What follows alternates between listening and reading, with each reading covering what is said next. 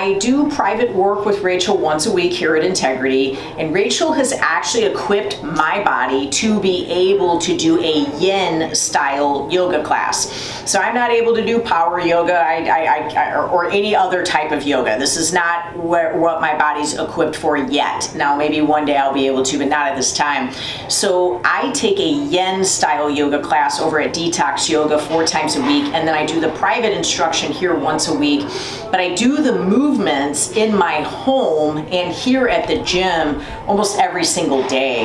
And so this movement that I'm about to do is my legs up the wall. This is tremendous for my lymphatic system. I like to begin my day with it, but I also like to end my day with it. It really has made a difference in just making me feel like my lymph is just flowing like it should, and I'm really noticing a difference in the toxins releasing the way that they should, and just overall I just have better circulation.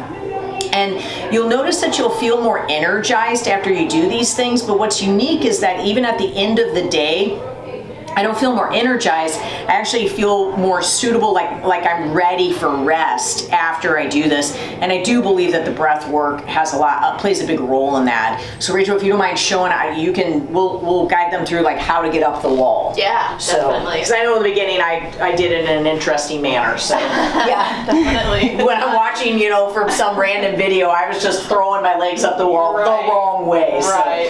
So, there are easier ways to attain it. Right. So what's the best approach? So the best approach would be just to bring your right hip and shoulder all the way up to the wall. Okay. So you're just going to sit really nice up and close to the wall. And then you're just going to gently lay back, so bring your back and head to the ground. And then the legs can come up as you kind of scoot yourself around so that the tailbone and the hips are on the wall. Another thing I want to talk about here is once you get to this position, to check in with your lower spine.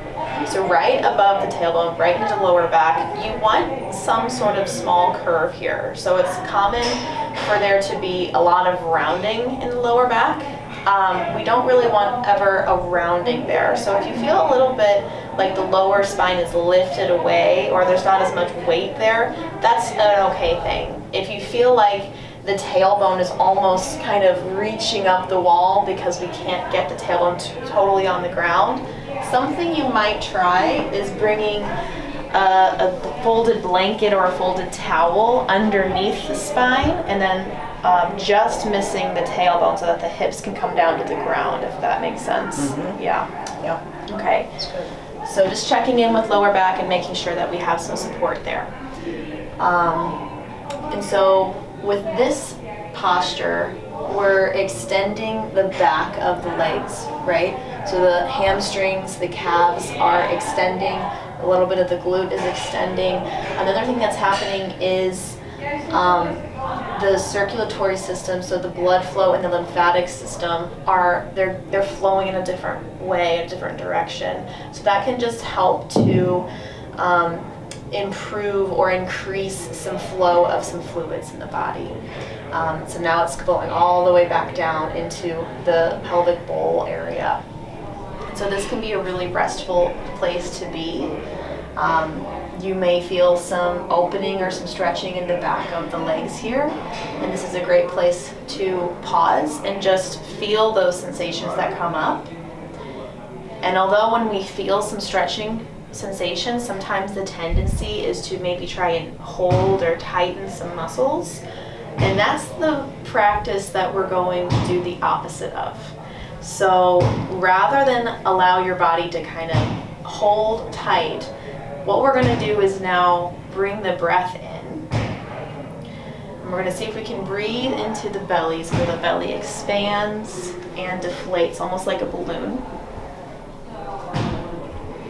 Sometimes placing a hand on the belly just to feel that movement can be helpful. And then we're going to work on lengthening the exhale, so trying to make the exhale really long. And what that breath pattern is going to do is talk to the nervous system.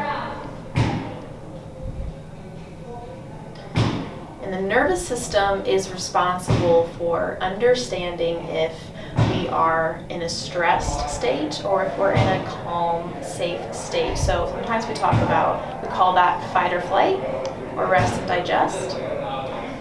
And typically we spend a lot of our time in that stressed fight or flight area. And so what we're doing now is trying to retrain the nervous system to get into that opposite side.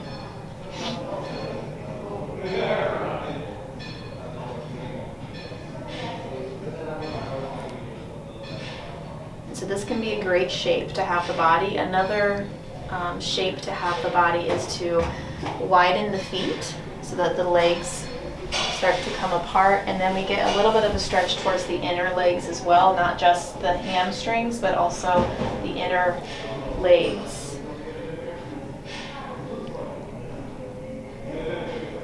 And then the same practice comes in. Sometimes there's a tendency for us to want to hold on to some muscles or some engagement, but we're going to practice doing the opposite. We're going to practice slowing down the breath